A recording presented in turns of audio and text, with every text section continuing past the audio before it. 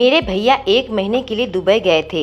मेरी भाभी रोज शाम को गाजर मंगवाती थी, लेकिन उस वक्त मैं बहुत हैरान हो जाती जब भाभी उसे लेकर अपने कमरे के अंदर जाती और जब बाहर आती तब लंगड़ा लंगड़ा कर चलती। एक दिन भाभी का राज जानने के लिए मैंने अपनी छोटी बहन को भाभी के कमरे में छुपा दिया, लेकिन कुछ देर बाद जब बहन लंगड़ाते हुए बाहर निकली तो मेरी जान ही निकल गई। अभी तो 4 दिन हुए थे मेरे भैया को दुबई गए हुए। आज रीना भाभी ने मुझसे 1 किलो गाजर मंगवाया। जैसे ही मैंने गाजर लाकर उनको दी तो भाभी मुस्कुराई और थैला लेकर अपने कमरे के अंदर चली गई। मुझे बहुत ही हैरानी हुई। मुझे लगा था कि गाजर से हलवा या सलाद बनेगा, आखिर उसे गाजर को लेकर अपने कमरे में क्यों जा रही है।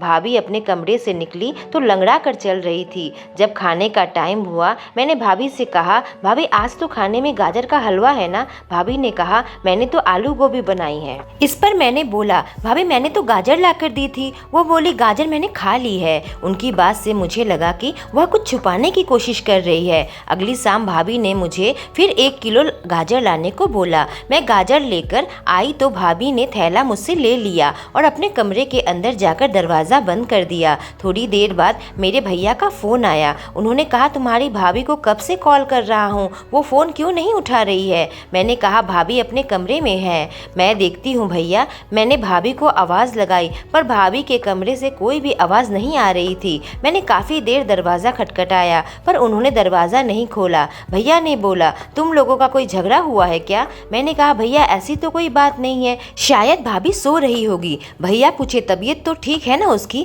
मुझे समझ ही नहीं आ रहा था कि मैं भैया से क्या कहूँ। गाजर वाली बात मैंने भैया से छुपा ली। मैंने उनसे कहा कि आप थोड़ी देर बाद कॉल कर लीजिए। जब 1 घंटे बाद भाभी अपने कमरे का दरवाज़ा खोला तो वह फिर से लंगड़ा कर चल रही थी। वह किचन में जाने लगी। मैंने कहा, भाभी भैया कब से आपको फोन कर रहे थे, वह काफी परेशान है, आप एक बार उनसे फोन पर बात कर लीजिए। मेरा नाम खुशबू है, मैं 17 साल की हूँ। मेरी बहन पूजा मुझसे 2 साल छोटी है। मैं 11वीं कक्षा में पढ़ती हूँ और मेरी बहन 9वीं कक्षा में पढ़ती है। हम दोनों एक ही स्कूल में जाते हैं। हमें स्कूल तक भैया ही पहुँचा दिया करते थे, पर जब से वह दुबई गए हुए हैं मैं और मेरी बहन पैदल ही स्कूल चले जाया करते हैं। हमारे माँ बाप के गुजरने के बाद भैया भाभी ने ही हमें संभाला। अजय भैया इतनी दूर परदेश गए हुए हैं तो आज उनकी कमी बहुत ही खल रही है। एक दिन मैंने देखा भाभी छत पर जा रही है। इतनी रात के वक्त भाभी छत पर क्यों जा रही है। वह काफी देर वहां पर रही और फिर नीचे उतर आई। मुझे अब भाभी पर शक होने लगा था। न जाने क्यों बहुत ही अजीबोगरीब हरकतें कर रही थी। मैं अपनी पढ़ाई में ध्यान देने लगी। मैं अपनी बहन की पढ़ाई का भी ध्यान रखती थी, लेकिन जब से भैया बाहर गए हुए हैं मैंने देखा मेरी बहन बिल्कुल भी पढ़ाई में ध्यान नहीं दे रही है। हर वक्त कहीं खोई खोई सी रहती है। एक दिन मैंने उसे डांट दिया कि क्या बात है, तुम आजकल पढ़ाई में बिल्कुल भी ध्यान नहीं दे रही हो। मैं देख रही हूँ जब से भैया गए हुए हैं तुम्हारी चाल चलन बिल्कुल ही अलग हो गई है। यह सुनते ही वो गुस्सा हो गई और कही, तुम बस मुझ पर हुक्म चलाया करो। तुम मुझसे ऐसी बात करती हो जैसे कि 20 साल की बड़ी हो। मैं अपनी पढ़ाई सही समय में कर लूंगी, तुम्हें मेरी फिक्र करने की जरूरत नहीं है। मुझे ऐसा लगता था कि मेरी बहन किताबों के अंदर छुपाकर कुछ और पढ़ रही है। पता नहीं ये मेरा वहम है या सच। आजकल मैं देख रही हूँ घर में मेरी बहन और मेरी भाभी दोनों ही अजीबोगरीब हरकतें कर रहे हैं। एक दिन जब मैं और पूजा पढ़ाई कर रहे थे, अचानक ही पूजा छत पर चली गई। वह काफी देर तक वहाँ पर थी तो भाभी भी पीछे पीछे छत पर गई। मैं दोनों को देखते ही रह गई। फिर मैं अपनी पढ़ाई करने लगी। उन दोनों के पीछे मुझे पागल नहीं बनना। जब काफी देर दोनों छत से नीचे नहीं आए तो मैं भी पीछे पीछे छत पर गई। वहां जाकर देखा भाभी किसी बात पर पूजा को बहुत डांट रही थी। पूजा की आंखों में आंसू थे, पर मेरे जाते ही भाभी पूजा से मीठी मीठी बातें करने लगी और पूजा ने भी अपनी आंखों से आंसू पोंछ लिए। जब पूजा कमरे में आई तो मैं पूजा से पूछा कि भाभी तुम्हें क्यों डांट रही थी। उसने कहा, भाभी बहुत ही बुरी है, तुम उन्हें इस तरह से गाजर मत ला कर दिया करो। मुझे लगा कि शायद वह भाभी के बारे में कुछ जानती हो। मैंने पूछा, तुम ऐसा क्यों कह रही हो, तुमने कुछ ऐसा देखा है क्या। पूजा ने मेरे कानों में कुछ ऐसी बातें कही जो सुनकर मुझे यकीन ही नहीं हो रहा था। भाभी ऐसा कैसे कर सकती है। भैया के गए हुए भी कुछ ही दिन हुए हैं कि भाभी का यह रूप देखने को मिल रहा है। मैंने पूजा से कहा कि तुम अभी इस बारे में भैया से बात मत करना, मैं इस बात की तहकीकात करूंगी। जब तक हमें कोई सबूत ना मिल जाए भाभी को हम कुछ भी नहीं कह सकते। पूजा ने मेरी बात मान ली। मैंने पूजा से कहा कि जब भी मैं भाभी को गाजर लाकर दूंगी तो तुम उसके कमरे में छुप जाना और देखना वह क्या कर रही है, पर भाभी को इस बात का पता नहीं चलना चाहिए। अगली शाम भाभी ने मुझे फिर बुलाया और मुझे गाजर लाने को कहा। मैं 1 किलो गाजर लेकर भाभी को पकड़ा दी। मैंने भाभी से पूछा, आज क्या गाजर का हलवा बना रही हो? उसने कुछ भी नहीं कहा और गाजर लेकर अपने कमरे में चली गई। पूजा पहले ही कमरे में छुपकर बैठी थी। करीब 1 घंटे बाद दरवाजा खुला तो भाभी लंगड़ाते हुए किचन में चली गई। फिर पूजा भी लंगड़ाते हुए कमरे से बाहर निकली। यह देखकर तो मेरे होश ही उड़ गए। आखिर पूजा ने ऐसा क्या किया होगा? पूजा के कमरे से निकलते ही मैंने उससे पूछा कि क्या बात है, भाभी क्या कर रही थी और तुम भी आज क्यों लंगड़ा रही हो? उसने कहा कि भाभी कमरे से बाहर गई थी। जब मैं उसके पीछे पीछे बाहर गई तो मेरे पैर में चोट लग गई और मैं उनके पीछे नहीं जा पाई। मुझे ऐसा लग रहा था कि पूजा झूठ बोल रही हो, कुछ और ही बात है, क्योंकि पूजा के भी रंग आजकल बिल्कुल ही अलग थे। एक दिन हमारे स्कूल में पिकनिक थी। स्कूल से हमने चिड़ियाघर लेकर जा रहे थे जो हमारे घर के बिल्कुल ही पास है, पर हमें वहां पर जाने का मौका नहीं मिलता है। मेरी बहन भी वहां जा रही थी। मैंने देखा कि मेरी बहन वहां जानवर ना देखकर 2 लड़के और 1 लड़की के साथ बातें कर रही थी। मुझे कुछ सही नहीं लगा। मैंने यह सब बात को दिमाग से निकालकर अपने दोस्तों के साथ मजे करने लगी। चिड़ियाघर में एक जगह ढेर सारे खरगोश थे। एक खरगोश गाजर खा रहा था। गाजर देखते ही मुझे भाभी वाली बात याद आ गई। रोज रोज 1 किलो गाजर मंगवाना और उसके बाद लंगड़ा कर चलना, आखिर वह क्या करती हैं? जब मैं भाभी को गाजर लाकर देती थी तो आजकल पूजा भी भाभी के कमरे में चली जाती थी और उसके बाद दोनों ही लंगड़ा कर चलते थे। पूजा की तबीयत भी खराब रहने लगी। मुझे समझ आ गया था कि दोनों के बीच में कुछ खिचड़ी पक रही है। पूरा महीना ऐसे ही गुजर गया। मेरे भैया ने फोन करके कहा कि वो वापस आ रहे हैं। हम सब काफी खुश थे। भाभी भी काफी खुश नजर आ रही थी। अगले दिन भैया ऑफिस चले गए। भाभी शाम होते ही मुझे 1 किलो गाजर लाने को कहा। मैं हैरान रह गई। भाभी गाजर लेकर अपने कमरे में चली गई।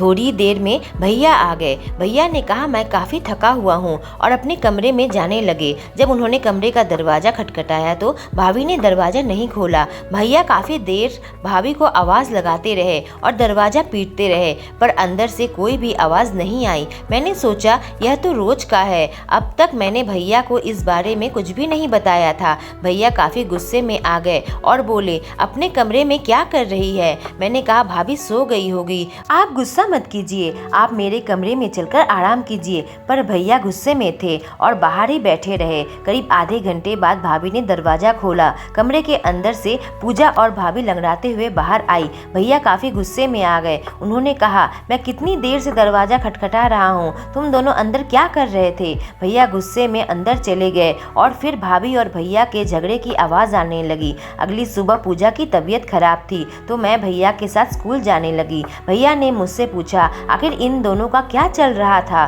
तुम्हें कुछ पता है क्या? मैंने कहा भैया आप आज शाम को जल्दी आ जाना और आप खुद ही देख लेना। भैया को अब शक होने लगा था। शाम को भाभी ने फिर से 1 किलो गाजर लाने को कहा। जब मैं गाजर लेकर आ रही थी तभी भैया वहाँ पहुँच गए। भैया ने मेरे हाथ में गाजर देख लिया और कहा गाजर किसने मंगवाया है? मैंने कहा भाभी ने मुझे गाजर लाने को कहा है। आप यहीं रुको, थोड़ी देर में सब पता चल जाएगा कि आखिर वह दोनों करते क्या है। मैं अंदर गई और भाभी को गाजर पकड़ा दिया। गाजर का थैला लेकर वह अंदर चली गई। पूजा भी उनके साथ अंदर चली गई। उन्होंने दरवाजा बंद कर लिया। तभी मैं बाहर जाकर भैया को अंदर बुला लिया। मैंने कहा अगर सच्चाई जानना है तो हमें कमरे के अंदर जाना पड़ेगा। भैया धक्का मारते मारते दरवाजा खोल दिया। जब हम कमरे के अंदर गए तो वहाँ भाभी और पूजा दोनों में से कोई भी नहीं थे। बाहर जाने का कोई दूसरा रास्ता भी नहीं है। वह दोनों कैसे गायब हो गए? हम दोनों ने कमरा छान मारा। कमरे में कोई भी ऐसी खिड़की नहीं थी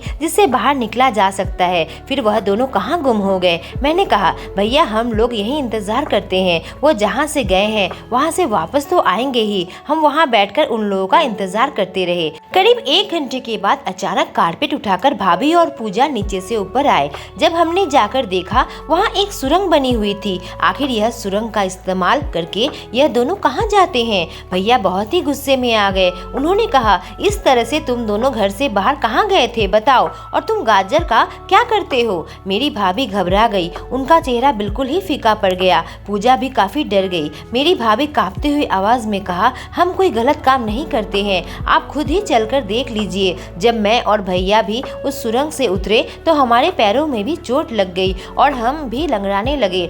उनको उतरते वक्त या चढ़ते वक्त ही चोट लगने के कारण ही वह लंगड़ाते थे। सुरंग में काफी अंधेरा था। मोबाइल का टॉर्च जलाकर हम जब सुरंग की दूसरी ओर गए तो हैरान रह गए। हम चिड़ियाघर के अंदर थे और सामने ढेर सारे खरगोश थे। वहाँ पर ढेर सारा गाजर पड़ा हुआ था। भाभी ने कहा, भैया के जाने के बाद मैं बहुत ही अकेलापन महसूस कर रही थी।